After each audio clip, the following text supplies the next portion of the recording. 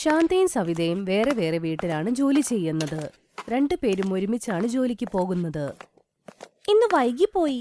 കൊച്ചമ്മ നേരത്തെ വിളിപ്പിച്ചതാ. ഇന്നലെ ക്രിസ്മസിന്റെ പാർട്ടിയായിരുന്നു. വീട്ടിൽ അതിഥികളൊക്കെ വന്നിരുന്നു. വീട് മുഴുവൻ അലങ്കോലായിട്ട് കിടക്കുമായിരിക്കും. അതാ. അതെ, ഈ പണക്കാരനൊരു കാര്യം ഇതാണ്, എപ്പോ എന്തെങ്കിലും പാർട്ടി വെക്കും. ഒന്നില്ലേ ആ പാർട്ടി, ഒന്നില്ലെങ്കിൽ ഈ പാർട്ടി. ഇപ്പൊ ഇത് ക്രിസ്മസിന്റെ പാർട്ടിയല്ലേ തീർന്നേ, ഇനി പുതുവർഷത്തിന്റെ പാർട്ടി അങ്ങ് വെക്കും. നോക്കിക്കോ. എന്നിട്ട് എല്ലാ കാര്യങ്ങളും നമ്മുടെ തലയിൽ വെക്കും. നമ്മളെ പോലത്തെ ആൾക്കാർക്ക് എവിടെന്നാ പാർട്ടിയൊക്കെ? നമുക്ക് വല്ല പുതുവർഷമൊക്കെ ഉണ്ടോ? നമുക്കിതാ ഇതുപോലെ ജോലി ചെയ്യണം. അങ്ങനത്തെ കാര്യമൊന്നുമല്ല. കൊച്ചമ്മ പറഞ്ഞേക്കണതേ എനിക്ക് ഇപ്രാവശ്യം പുതുവർഷത്തിൽ എന്തോ സമ്മാനം തരൂന്ന്. എന്റെ കൊച്ചെ, ഇതൊക്കെ ജോലി ചെയ്യിപ്പിക്കാനുള്ള ഒരു അടവല്ലേ അവരുടെ? ഞാൻ എത്ര വർഷമായിട്ട് ജോലി ചെയ്യുന്നതാണ്, ഇതുവരെ എനിക്കൊരു സമ്മാനമൊന്നും കിട്ടിയിട്ടില്ല. നീ ഈ വർഷമല്ലേ ഗ്രാമത്തിൽ നിന്നും ഇങ്ങോട്ട് വന്നത്, അതാ. അപ്പൊ അവരെന്തെങ്കിലൊക്കെ തരും. സവിത പറഞ്ഞ കാര്യങ്ങൾ ശാന്തി കേട്ടോണ്ടേയിരുന്നു. തിരിച്ചൊന്നും പറഞ്ഞില്ല. അവൾ അവളുടെ ജോലിക്ക് പോയി. സവിത, പാർട്ടി ഹാൾ നന്നായിട്ട് വൃത്തിയാക്കണം. കുറച്ച് കഴിയുമ്പോ പുതുവർഷമാണ്. അപ്പൊ പാർട്ടി ടെറസിൽ വെച്ച് നടത്തണം. അതുകൊണ്ട് ജോലി ഇച്ചിരി കൂടുതലായിരിക്കും. പോകുന്ന സമയത്ത് ക്രിസ്മസിന്റെ കേക്കും ആഹാരമൊക്കെ കൊണ്ടുപോകണം കേട്ടോ. ശരി ചേച്ചി, ഞാൻ കൊണ്ടുപോക്കോളാം. വൈകുന്നേരം ആവുമ്പോ ക്രിസ്മസിന്റെ കേക്കും കുറച്ച് ആഹാരമൊക്കെ അവൾ വീട്ടിലോട്ട് കൊണ്ടുപോകും. വഴിയിൽ സവിതേനെ കാണും. ബാക്കി ഉണ്ടായിരുന്ന സാധനം കിട്ടിയോ? ഞാൻ ആദ്യമേ പറഞ്ഞേക്കാം, ഇവർക്കൊന്നും നമ്മളെ ബഹുമാനം ഉണ്ടാവില്ല. മിച്ചം വരുന്ന സാധനം നമുക്ക് തരും. അതിഥികൾ ആ സാധനം ഒന്നും കഴിച്ചിട്ടുണ്ടാവില്ല. അപ്പൊ നിനക്ക് ആ സാധനം തന്നു, അത്രേ ഉള്ളൂ. അല്ല അല്ല, ഇതെനിക്ക് കൊച്ചമ്മ മാറ്റി വെച്ചിരുന്നതാ. ആ, നിനക്ക് ഞാൻ പറയുന്നൊന്നും വിശ്വാസമില്ലല്ലോ. മാറ്റിയൊന്നും വെച്ചതല്ല, പാർട്ടിയിൽ മിച്ചം വരുന്ന സാധനം തന്നെയാ. എന്റെ കൊച്ചമ്മ അങ്ങനെ ചെയ്യണേ. നോക്ക്, ബാക്കി വന്ന ഇന്നലത്തെ ചോറാ എനിക്ക് തന്നു വിട്ടെ. ഞാൻ ഇത് കഴിക്കാനൊന്നും പോണില്ല. വഴിയിൽ വെച്ച് ഞാൻ ഇതങ്ങ് കളയോ, അത്രേ ഉള്ളൂ. സവിത, അത് തെറ്റായ കാര്യമാണ്. നിനക്ക് കഴിക്കണ്ടെങ്കിൽ പിന്നെ എന്തിനാ നീ വാങ്ങുന്നത്? നിനക്ക് വേണ്ടെന്നങ്ങ് പറഞ്ഞാ പോരെ. ഭക്ഷണത്തിനെ അപമാനിക്കാൻ പാടില്ല. സവിതയ്ക്ക് ദേഷ്യം വന്നിട്ട് ആ ആഹാരം അവൾ വഴിയിൽ തന്നെ കളയും. ശാന്തി പിന്നെ ഒന്നും മിണ്ടില്ല. ആ സാധനം കൊണ്ട് അവൾ വീട്ടിലെത്തി. പിള്ളേര് കേക്കും കഴിക്കുന്ന ആഹാരമൊക്കെ കണ്ടപ്പോഴേക്കും അവർക്ക് ഭയങ്കര സന്തോഷമായി. അമ്മ, ഈ കേക്ക് ഭയങ്കര ടേസ്റ്റിയാണല്ലോ. ഈ സ്പ്രിംഗ് റോളും വളരെ നല്ലതാ മമ്മി. നല്ല ടേസ്റ്റാ ഇതിന്. ഞാൻ മാർക്കറ്റിൽ വെച്ച് ഒരു തവണ ഇത് കണ്ടിട്ടുണ്ട്. അവിടെ ബർഗർ ഉണ്ടായിരുന്നില്ലേ? ആ, ഇപ്പൊ തരാവേ. അതെ, കേട്ടോ, നിങ്ങളും കഴിക്കേ. കൊച്ചമ്മ ഒരുപാട് സാധനം തന്നിട്ടുണ്ട്.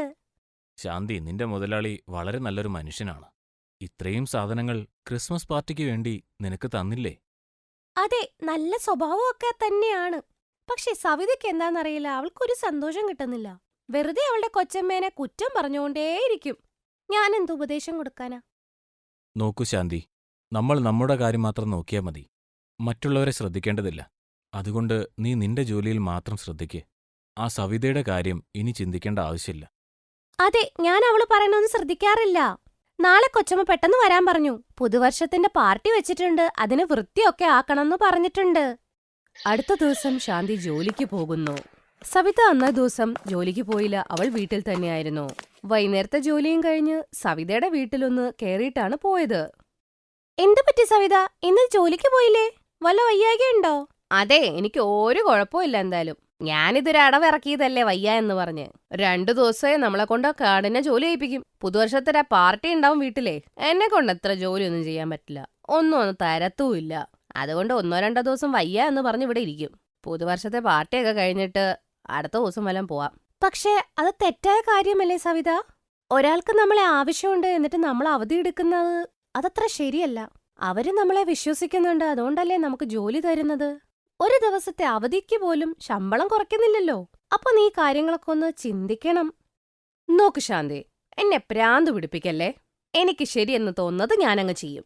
ഇനി പുതുവർഷം കഴിഞ്ഞാൽ ഞാൻ ജോലിക്ക് പോകുന്നുള്ളൂ. ശരി, നീനൊക്കെ തോന്നുക ചെയ്യ. സവിത ജോലിക്ക് പോവത്തില്ല. പുതുവർഷമാണെന്ന് പറഞ്ഞ് അവൾ അവധിയെടുത്ത് വീട്ടിലിരിക്കും. പുതുവർഷത്തിന്റെ തലേദിവസം ഡിസംബർ 31-ന് ശാന്തി ജോലിക്ക് പോയപ്പോ ഭർത്താവ് രമേശ് മോനെയും കൂട്ടിക്കൊണ്ട് ജോലിക്ക് പോയിരുന്നു. മോള് പൂജ വീട്ടിൽ ഒറ്റയ്ക്കായിരുന്നു. അതുകൊണ്ട് ശാന്തി അവളെയും കൂടെ കൊണ്ടുവന്നു. പൂജ, നീ അവിടെ പോയിരിക്കെ, ഞാൻ അപ്പോഴേക്കും ജോലി ചെയ്യാം. ആഹാ, ഇന്ന് പൂജ മോളെയും കൊണ്ടാണോ വന്നത്? അതെ, അത് പിന്നെ ഇന്ന് സ്കൂളിന് അവധിയൊക്കെയല്ലേ. അതുകൊണ്ട് സൂരജ് അവന്റെ അച്ഛന്റെ കൂടെ പോയി. ഇവളെന്റെ കൂടെ വന്നു. പുതുവർഷത്തിന്റെ അവധിയൊക്കെയല്ലേ. നല്ല കാര്യമാണ്. നീ ഇവരെ സ്കൂളിൽ വിടുന്നുണ്ടല്ലോ. മോളെ, ബിസ്ക്കറ്റ് എടുക്ക്. ശാന്തി, ഈ ചായ നീ കുടിച്ചോ? എനിക്ക് ചായ കുടിക്കാൻ മൂടില്ല. രാവിലെ 3 ഗ്ലാസാ ചായ കുടിച്ചേ. അമ്മ, വൈകുന്നേരത്തെ പാർട്ടിക്ക് പിസ ഉണ്ടാവുമോ? ഞാൻ അച്ഛനോട് പറഞ്ഞിരുന്നു അത് വേണമെന്ന്. അതെ അതെ, നിന്റെ അച്ഛൻ ഒരുപാട് സാധനങ്ങൾ പറഞ്ഞിട്ടുണ്ട്. വിഷമിക്കണ്ട. അൻമോലെവിടെ? താഴെ വരാൻ പറയൂ. രാവിലെ തൊട്ട് ടെറസിന്റെ മേളില്ല, താഴെ വരാൻ പറ. അവൻ ഡെക്കറേഷൻ കണ്ടോണ്ടിരിക്കുക. ഞാൻ ഇപ്പൊ വിളിച്ചോണ്ട് വരാം. അമ്മ, ഇതാരാണ്? ഇത് ശാന്തി ആന്റിയുടെ മോളാണ്, പൂജ. വരൂ പൂജ, എന്റെ കൂടെ. ടെറസ് കാണിച്ചു തരാം, വാ. അതെ അതെ, മോളെ പേടിക്കണ്ട, പൊക്കോ. പൊക്കോ മോളെ, പോയിട്ട് വാ. പൂജയ്ക്ക് സ്വല്പം പേടിയുണ്ടായിരുന്നു. പക്ഷെ റിയ അവളെ വിളിക്കുമ്പോ അവളും ടെറസിലോട്ട് കൂടെ പോകും. കുറച്ചേരം കഴിയുമ്പോൾ ശാന്തിയുടെ കൊച്ചമ്മ മധു അവളുടെ കൂടെ ടെറസിലോട്ട് പോകും, ജോലിയൊക്കെ പറഞ്ഞു കൊടുക്കാൻ വേണ്ടി. അപ്പോഴവൾ കാണും റിയ അൻമോലും പൂജയോട് സംസാരിക്കുന്നത് കേൾക്കും. പൂജ, നീ പുതുവർഷത്തിന്റെ പാർട്ടി എങ്ങനെ ആഘോഷിക്കുന്നേ? ഞങ്ങള് പുതുവർഷത്തിന്റെ പാർട്ടി നടത്താറില്ല. ഇതുവരെ ചെയ്തിട്ടില്ല. എന്താ? ഇതുവരെ പുതുവർഷത്തിന്റെ പാർട്ടി ആഘോഷിച്ചിട്ടില്ലേ? ഞങ്ങൾ എല്ലാ വർഷവും ചെയ്യും. ക്രിസ്മസ്, ന്യൂ ഇയറിന്റെ പാർട്ടി. നല്ല രസമാണത്. ശാന്തി ന്യൂ ഇയർ പാർട്ടിയുടെ എല്ലാ ഒരുക്കങ്ങളും ചെയ്തു. ശാന്തി, വൈകുന്നേരം ഭർത്താവിനെയും പിള്ളേരെ കൂട്ടിക്കൊണ്ട് ഇങ്ങോട്ട് വന്നോളൂ. വൈകുന്നേരം അതിഥികളുണ്ടാവും, അവരെ നോക്കുകയും ചെയ്യാം, പിള്ളേർക്ക് പാർട്ടി കൂടുകയും ചെയ്യാം. പുതുവർഷത്തിന്റെ പാർട്ടിയാണോ ആന്റി? അതെ മോളെ, പുതുവർഷത്തിന്റെ പാർട്ടി. വരില്ലേ?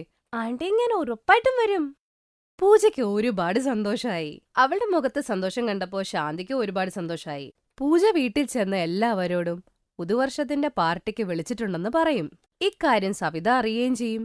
അവള് ഞെട്ടിപ്പോയി. ശാന്തിയും രമേശും പിള്ളേരും അങ്ങോട്ടേക്ക് പോവാൻ തുടങ്ങി. സവിത അവിടേക്ക് വരും. എനിക്ക് ഒട്ടും വിശ്വാസം വരുന്നില്ല, പുതുവർഷത്തിന്റെ പാർട്ടിയിൽ നിന്നെ കൊച്ചമ്മ വിളിച്ചെന്ന്. അതെ സവിത, കൊച്ചമ്മ നല്ല സ്ത്രീയാ. കൊച്ചമ്മ ഇന്ന് ഞങ്ങളെ എല്ലാരും കുടുംബത്തോടെയാണ് പാർട്ടിക്ക് വിളിച്ചിരിക്കുന്നത്. വൈകുന്നു, ഞങ്ങൾ പോകട്ടെ എന്നാ. സവിത മിണ്ടാണ്ടായി. കാരണം അവൾക്കൊന്നും പറയാനുള്ള ഒരു ഇതില്ലല്ലോ. ശാന്തി മധുവിന്റെ വീട്ടിൽ അങ്ങനെ എത്തും. ശാന്തിയുടെ 2 പിള്ളേര് പൂജയും സൂരജും റിയെ അൻമോലിന്റെ കൂടെ നല്ല രീതിയിൽ പാർട്ടി എൻജോയ് ചെയ്യുകയായിരുന്നു. മധു ആണെങ്കിൽ അവരെ ഒരു രീതിയിലും ശല്യപ്പെടുത്താനും പോയില്ല. അവരെ ആഹാരം കഴിക്കാനും കളിക്കാനും ഒക്കെ സമ്മതിച്ചു. തിരിച്ച് ശാന്തി വീട്ടിലോട്ട് പോകുന്ന സമയത്ത് ഒരു കമ്പിളി പുതപ്പ്, തണുപ്പ് കാലത്തിടുന്ന ഉടുപ്പും അവർക്ക് സമ്മാനമായി കൊടുത്തു വിട്ടു. കൊച്ചമ്മയുടെ ദാന സ്വഭാവം എന്നും ഉണ്ടായിരുന്നു. ശാന്തിയുടെ പിള്ളേർക്കും പുതുവർഷത്തെ പാർട്ടി അവർക്ക് ആഘോഷിക്കാൻ പറ്റിയിട്ടില്ല. അവരും നന്നായി തന്നെ ഇപ്രാവശ്യം സന്തോഷത്തോടെ അത് എൻജോയ് ചെയ്തു.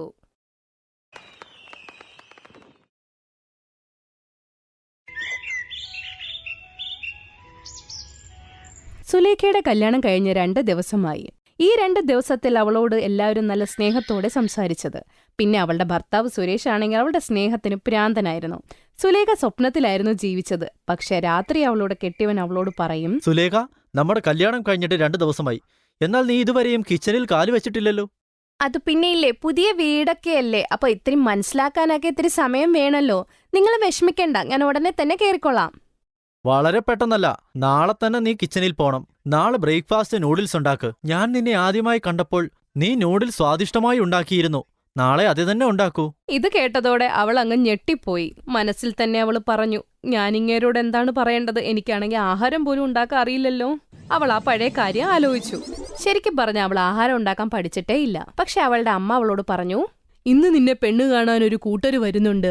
അവരെങ്ങാനാ നിന്നോട് ആഹാരം ഉണ്ടാക്കണ കാര്യം ചോദിച്ചാൽ നിനക്ക് എല്ലാം ഉണ്ടാക്കാൻ അറിയാന്നേ പറയാവുള്ളൂ. ശരി അമ്മ. സുലേഖ ഒരുങ്ങിക്കെട്ടി അവരുടെ മുമ്പിൽ അങ്ങിരുന്നു. സുലേഖയുടെ അമ്മ റെസ്റ്റോറന്റിൽ നിന്നും എല്ലാ ആഹാരം മേടിച്ച് മേശയിൽ വെച്ചു. അപ്പോൾ വിമല പറഞ്ഞു, എന്റെ അമ്മേ, ഇത്ര ആഹാരമോ?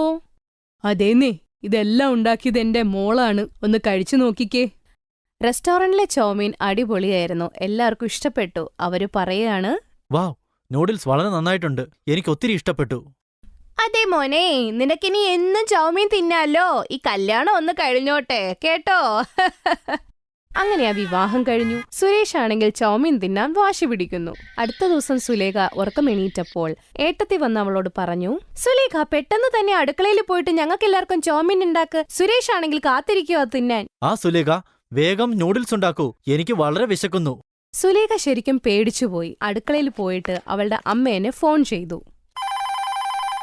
എന്തു പറ്റി മോളെ? രാവിലെ തന്നെ എന്താ നീ വിളിച്ചേ? എന്തെങ്കിലും പ്രശ്നമുണ്ടോ അവിടെ? ആകെ പ്രശ്നമായമ്മ. ഇവിടെ എല്ലാരും എന്നോട് ചൗമീൻ ഉണ്ടാക്കാൻ പറയണേ. എന്തിനാ അന്ന് കള്ളം പറഞ്ഞത്? അങ്ങനെ കള്ളം പറയാതെ പിന്നെ കാര്യം നടക്കുമായിരുന്നോ? ആഹാരം ഉണ്ടാക്കാൻ അറിയില്ലെന്ന് അറിഞ്ഞാലേ അവര് നിന്നെ കല്യാണം കഴിക്കില്ലായിരുന്നു ഒരിക്കലും. അതൊക്കെ ശരി തന്നെ, പക്ഷെ ഇപ്പൊ എനിക്കല്ലേ അമ്മ പണി കിട്ടണേ. ഞാൻ എങ്ങനെയാ ഈ ചൗമീൻ ഉണ്ടാക്കുന്നേ? വളരെ എളുപ്പമാണ് മോളെ. ചൗമീന്റെ പാക്കറ്റിൽ നിന്നും ചൗമീൻ എടുത്ത് തിളച്ച വെള്ളത്തിലോട്ട് വേവിക്കാൻ വെക്കുക. പച്ചക്കറിയൊക്കെ അരിഞ്ഞ് നല്ല ഫ്രൈ ചെയ്തെടുക്കുക എണ്ണയില്. അപ്പോഴേക്കും സുലേഖയുടെ അമ്മായി അവിടെ വരുന്നു. അവൾക്ക് ഫോൺ കട്ട് ചെയ്യേണ്ടി വന്നു. ഓ, നീ ചൗമീൻ ഉണ്ടാക്കുവാണോ മോളെ? ആ ഉണ്ടാക്ക്. അന്നുണ്ടാക്കിയ ചൗമീന്റെ ടേസ്റ്റ് ഇപ്പോഴും വായിന്ന് പോയിട്ടില്ല. അത്രയ്ക്ക് നന്നായിട്ടുണ്ടാക്കി നീ. നന്ദിയുണ്ടമ്മ. പക്ഷേ എന്ത് പക്ഷേ? എന്തെങ്കിലും സഹായം വേണോ നിനക്ക്? അയ്യോ, സഹായം ഒന്നും വേണ്ട, ഞാൻ ചെയ്തോളാം അമ്മ. ശരി മോളെ, നീ അത് ചെയ്യൂട്ടോ. ഇങ്ങനെ പറഞ്ഞ വിമല അവിടുന്ന് പോയി. അവള് ഫോൺ നോക്കിയപ്പോ ഫോണിന്റെ ബാറ്ററി തീർന്നു. ഓ എന്റെ ദൈവമേ, ഈ സമയത്താണോ ഈ ബാറ്ററിയൊക്കെ തീരുന്നത്? അമ്മ എന്താ പറഞ്ഞത്? ചൗമീനെ തിളച്ച വെള്ളത്തിലിട്ട് തിളപ്പിക്കണമെന്ന്. എന്നാ ഞാൻ അത് തന്നെ ആദ്യം ചെയ്യാം. സുലേഖ ശരിക്കും വിയർത്ത് കുളിച്ചിരുന്നു. പക്ഷെ എന്നിട്ട് സുലേഖ അത് തോറ്റുകൊടുത്തില്ല. ചൗമീൻ പാക്കറ്റിൽ നിന്നെടുത്ത് അവൾ തിളച്ച വെള്ളത്തിൽ ഇട്ടു. ചൗമീൻ വേവുന്ന സമയം കൊണ്ട് ഞാൻ പോയി പച്ചക്കറി അരിയാം. എന്തൊക്കെയാ വേണ്ട? ബീൻസും സവാളയും.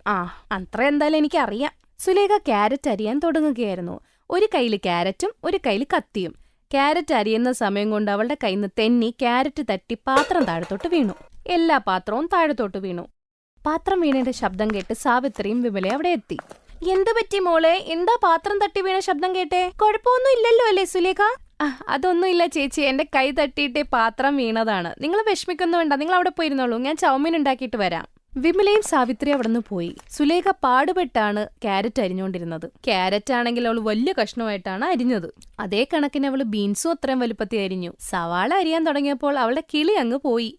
സവാള അരിഞ്ഞുകൊണ്ടിരുന്നപ്പോൾ അവളുടെ കണ്ണീന്ന് കണ്ണുനീര് വരാൻ തുടങ്ങി. ഓഹ്, ഇതെന്ത് കഷ്ടമാ! ഇതിനേക്കാളും നല്ലത് ഞാൻ കല്യാണത്തിന് മുൻപേ ആഹാരം ഉണ്ടാക്കാൻ പഠിച്ചാൽ മതിയായിരുന്നു. എനിക്ക് വീട്ടിൽ പോണം. എന്നെ അമ്മ തിരിച്ചു കൊണ്ടുപോ. ഇനി കരഞ്ഞിട്ട് എന്ത് കാര്യം? കല്യാണം കഴിഞ്ഞു പോയില്ലേ? ജോലിയും ചെയ്തേ പറ്റുള്ളൂ, ആഹാരം ഉണ്ടാക്കിയേ പറ്റുള്ളൂ. ഇതൊക്കെ ആലോചിച്ച് സുലേഖ വീണ്ടും ആഹാരം ഉണ്ടാക്കാൻ തുടങ്ങി. പച്ചക്കറി അരിഞ്ഞു കഴിഞ്ഞപ്പോൾ അവള് നേരെ ചൗമീനിലോട്ട് നോക്കി. അവള് ശരിക്കും ശ്രദ്ധ കൊടുക്കാത്തോണ്ട് ചൗമീൻ ശരിക്കും വെന്തങ്ങ് പോയി. ഇതെന്താ പണി പറ്റിയത്? ചൗമീനായിട്ട് തോന്നില്ലല്ലോ, ഇത് വല്ല പായസം പോലെ ഇരിപ്പുണ്ട്. എന്റെ ദൈവമേ, എന്നെ കൊണ്ട് ഒരു പ്രയോജനവും ഇല്ല. ഞാൻ ഇനി എന്താ ചെയ്യണ്ടേ? പുറത്തുനിന്ന് സുരേഷ് വിളിച്ചു. സുലേഖ, ഇനിയും എത്ര നേരം വേണം? എനിക്ക് ജോലിക്ക് പോണം. ഇപ്പൊ തന്നെ തരാം, ഒരു 5 മിനിറ്റ് വെയിറ്റ് ചെയ്യണേ. സുലേഖ വെന്തു പോയ ചൗമീന്റെ അകത്ത് ആ പച്ചക്കറി അരിഞ്ഞത് മുഴുവൻ ഒരു എണ്ണ പോലും ഇടാണ്ട് അങ്ങനെ കുഴച്ചുകൊണ്ടിരുന്നു. ഉണ്ടാക്കിയ സാധനം കണ്ട് അവക്ക് തന്നെ സർദില് വന്നു. ഇത് കാണാൻ ശരിക്കും ചാണകം പോലെ ഉണ്ടല്ലോ. എന്റെ ദൈവമേ, ഇന്ന് നീ എന്നെ രക്ഷിക്കണേ. സുലേഖ ഉണ്ടാക്കിയ ആഹാരം കൊണ്ട് ടേബിളിലങ്ങ് കൊണ്ടുവച്ചു. അവളുടെ ഹൃദയമിടിപ്പ് കൂടി. വാവ്, എത്ര അടിപൊളിയായി ഉണ്ടാക്കി. അതെ മോളെ, കാണാൻ നല്ല രസമുണ്ട്. ഇനി അറിയില്ല, കഴിക്കുമ്പോ എങ്ങനെയുണ്ടെന്ന് നോക്കട്ടെ. ശരിയാണമ്മ, നമുക്കൊന്ന് കഴിച്ചു നോക്കാം. ബാ. എല്ലാരും ചൗമീൻ കഴിക്കാൻ തുടങ്ങി. സുലേഖയുടെ നെഞ്ചിടിപ്പ് കൂടി. എങ്ങനെയുണ്ട് ആഹാരം? വളരെ നന്നായിട്ടുണ്ട്. നീയും കഴിക്ക്. ഇരിക്ക്, നിനക്ക് ഞാൻ വാരിത്തരാം. സുരേഷ് അവന്റെ കൈകൊണ്ട് തന്നെ അവൾക്ക് ചൗമീൻ വാരിക്കൊടുത്തു. ചൗമീൻ സുലേഖയുടെ വായിലെത്തിയപ്പോ തന്നെ അവളുടെ കിളി അങ്ങ് പോയി. അവൾ ആ ചൗമീൻ തുപ്പിക്കളഞ്ഞു. എന്ത് വൃത്തികെട്ട ചൗമീനാണ്! നിങ്ങളിതെല്ലാരും എന്തിനാ കഴിക്കുന്നത്? എന്നോട് എല്ലാരും ക്ഷമിക്കണം. ഞാൻ കള്ളവോ പറഞ്ഞ, എനിക്ക് ആഹാരം ഉണ്ടാക്കാൻ അറിയില്ല. കല്യാണം നടക്കാൻ വേണ്ടി അങ്ങനെ പറഞ്ഞതാ. എന്നോട് ക്ഷമിക്കണം പ്ലീസ്. ഇത് കേട്ടതോടെ എല്ലാരും ചിരിക്കാൻ തുടങ്ങി. ഞങ്ങൾക്ക് അറിയായിരുന്നു മരുമോളെ, നിനക്ക് ആഹാരം ഉണ്ടാക്കാൻ അറിയില്ല എന്ന്. എന്താ? അതെങ്ങനെ നിങ്ങൾക്ക് മനസ്സിലായി ശരിക്കും? അന്ന് നമ്മൾ വീട്ടിലോട്ട് തിരിച്ചു വരുന്ന സമയത്തെ ഞങ്ങളൊരു റെസ്റ്റോറന്റിൽ നിന്ന് ചൗമീൻ വാങ്ങിച്ചിരുന്നു. കഴിച്ചു കഴിഞ്ഞപ്പോഴേ ഞങ്ങൾക്ക് അതേ സ്വാദ് കിട്ടിയിരുന്നു. അപ്പോഴേ ഞങ്ങൾക്ക് മനസ്സിലായി നിനക്ക് പാചകം അറിയില്ല എന്ന്. പിന്നെ എന്തിനാ നിങ്ങൾ എന്നെ കല്യാണം കഴിച്ചത്? എന്റെ മോളെ, ആഹാരം ഉണ്ടാക്കണം, അത് ശരി തന്നെ. അതിപ്പോ കല്യാണത്തിന് മുമ്പ് തന്നെ പഠിക്കണം എന്നൊന്നുമില്ല. കല്യാണം കഴിഞ്ഞാലും പഠിക്കാലോ. നിന്നെ ഞങ്ങൾക്ക് എല്ലാവർക്കും നന്നായി ഇഷ്ടപ്പെട്ടു. അതുകൊണ്ടാണ് കല്യാണത്തിന് സമ്മതിച്ചത്. നിങ്ങളെല്ലാവരും എന്ത് നല്ല മനുഷ്യരാണ്. ഞാൻ ഇന്ന് തൊട്ട് ആഹാരം ഉണ്ടാക്കാൻ പഠിച്ചോളാം. വരൂ സുലേഖ, ഞാൻ നിന്നെ ആഹാരം ഉണ്ടാക്കാൻ പഠിപ്പിക്കാലോ. അങ്ങനെ സാവിത്രി സുലേഖനെ ആഹാരം ഉണ്ടാക്കാൻ പഠിപ്പിക്കാൻ തുടങ്ങി. കുറച്ചു ദിവസങ്ങൾക്ക് ശേഷം സുലേഖ നന്നായിട്ട് ആഹാരം ഉണ്ടാക്കാൻ പഠിച്ചു. അവൾ നല്ല സ്വാദിഷ്ടമായ ചൗമീൻ ഉണ്ടാക്കാനും പഠിച്ചു. അങ്ങനെ സന്തോഷത്തോടെ അവൾ അവരുടെ കൂടെ ജീവിച്ചു. Thanks for watching.